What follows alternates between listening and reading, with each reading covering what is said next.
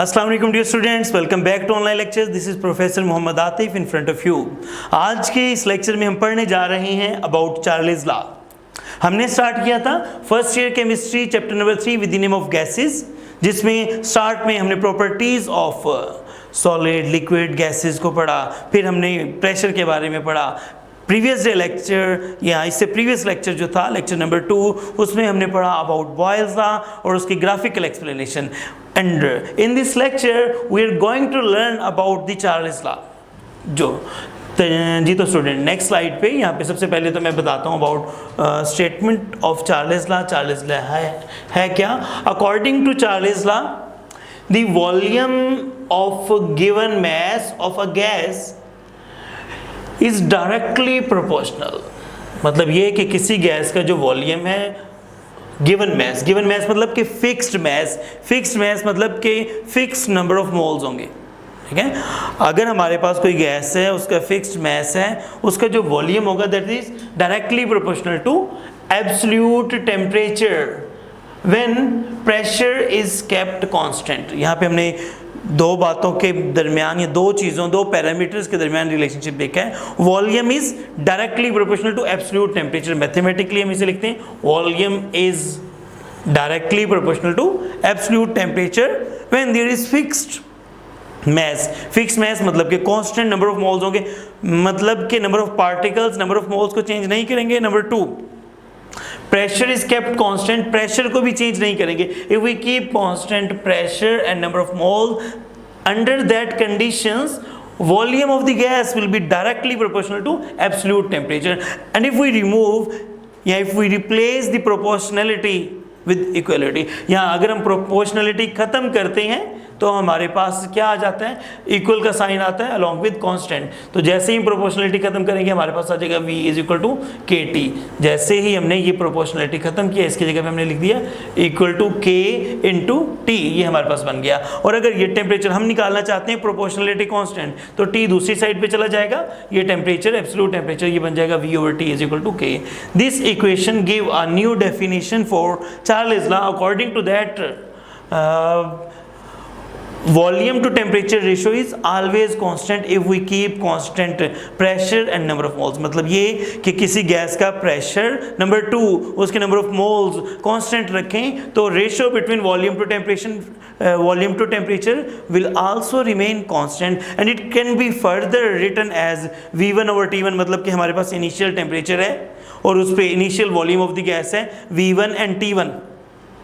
हम अगर टेम्परेचर बढ़ा देते हैं volume will also increase. Temperature बढ़ाया, न्यू टेम्परेचर T2 हो गया, वॉल्यूम भी चेंज हो जाएगा V2। तो ये V2 ओवर T2, ये भी अगर V1 ओवर T1 हमारे पास है, इन दोनों के दरमियान रेशियो जो है दैट विल रिमेन कांस्टेंट। इधर we change the temperature from T1 to T2, volume will also change from V1 to V2, a new ratio that will also equal to constant.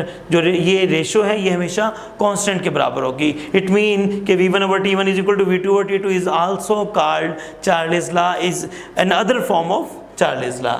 ठीक हो गया Charles law. Volume is directly proportional to temperature, V over T is equal to K, V1 over T1 is equal to V2 over T2। ये हमारे पास इसकी mathematical relationships हैं। अब मैं बात करता हूँ नेक्स्ट स्लाइड पे about experimental verification of Charles law. क्या हम एक्सपेरिमेंटली ये बात वेरीफाई कर सकते हैं कि V1 over T1 is equal to V2 over T2?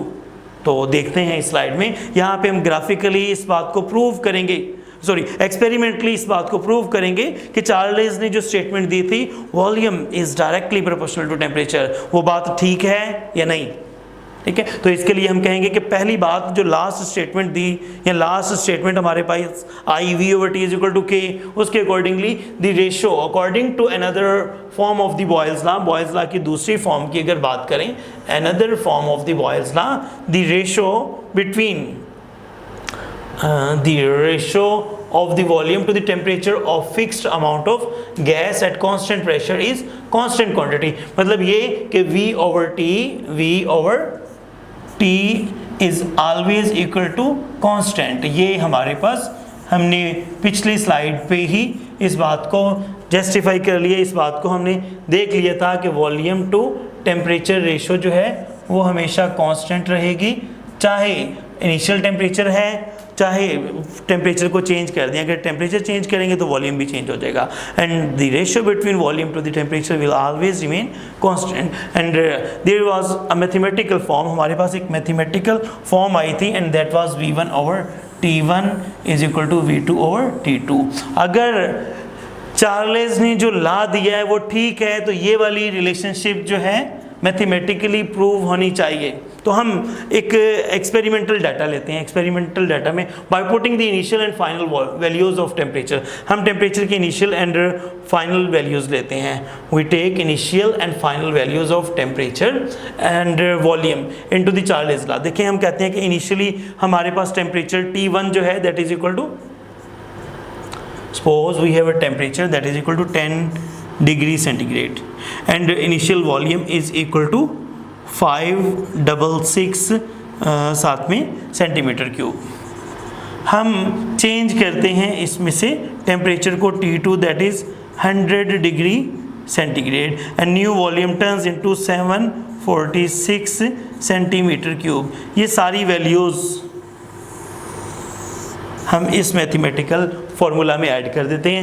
T1 V1 हमने एक एक्सपेरिमेंट परफॉर्म किया और उसमें हमने ये स्टडी किया कि initially temperature is 10 degree centigrade and initially volume is 566 centimetre cube. Initially final temperature is 100 degree centigrade. हमने टेम्परेचर को 10 से 100 तक इंक्रीज कर दिया। हमने वॉल्यूम को 566, वॉल्यूम खुद ब खुद 566 से जी, तो मैंने यहाँ पे पुट किया कि इनिशियली टेम्परेचर हमारे पास गैस का है 10 डिग्री सेंटीग्रेड, हम उसका टेम्परेचर बढ़ा देते हैं and the final temperature is 100 degree centigrade. Initial temperature से टेम्परेचर इंक्रीज किया 100 डिग्री सेंटीग्रेड तक, तो टेम्परेचर बढ़ाने से वॉल्यूम भी बढ़ जाएगा।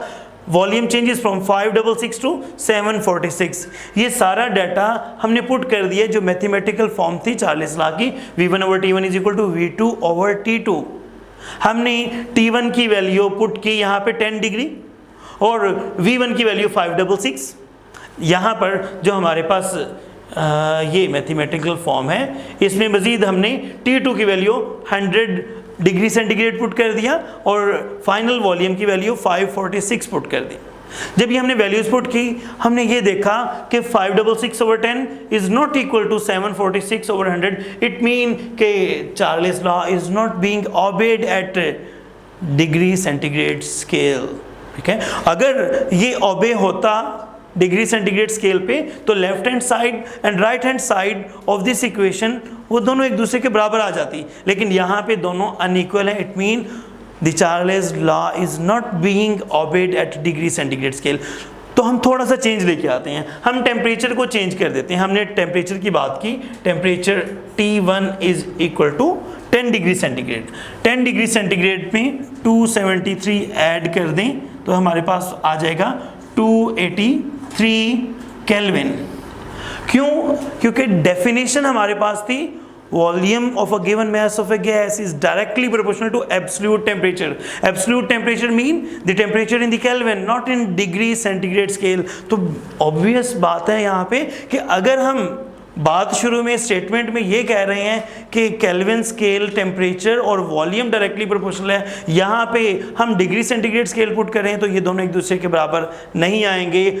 जो हमारे पास चार्ल्स लॉ है वो ओबे नहीं होगा डिग्री सेंटीग्रेड स्केल पे। हाँ, अब केल्विन स्केल में पुट करके देखते हैं। हमने पहले T1 को केल्विन में ले लिया, T2 को भी केल्विन में लिखता हूँ यहाँ पे। T2 इज इक्वल टू, यहाँ पे हमारे पास था 100 डिग्री सेंटीग्रेड, 273 इसमें ऐड कर दिया, ये बन गया 373 केल्विन। अच्छा, V1 जितना था वो उतना ही है 566 और सेंटीमीटर क्यूब ये हमने लिखा था। V2 जो था एग्जैक्टली सेम 746 ही है, 746 साथ में सेंटीमीटर क्यूब। देखें, इनको हमने बिल्कुल भी चेंज नहीं किया। अच्छा, अब अगर ये वैल्यूज़ हम पुट कर देते हैं चार्ल्स लॉ की मैथमेटिकल फॉर्म में, ठीक है, जो कि V1 over T1 is equal to V2 over T2 है, इसमें ये वैल्यूज पुट कर देते हैं। V1 की वैल्यू हमारे पास है 566, T1 की जो वैल्यू है दैट इज 283, V2 की जो वैल्यू है दैट इज 746 और T2 की जो वैल्यू है दैट इज 373 हमारे पास। ये चारों वैल्यूज पुट की। 566 डिवाइडेड बाई 273 आंसर इज 2। अच्छा 746 divided by 373, answer is again 2. It mean left hand side and right hand side both are equal to 2 and it remain constant. Either we put initial volume and temperature or final volume and temperature, the ratio remain constant. In this way Boyle's law is being obeyed at Kelvin scale or absolute scale but not being obeyed at degree centigrade scale.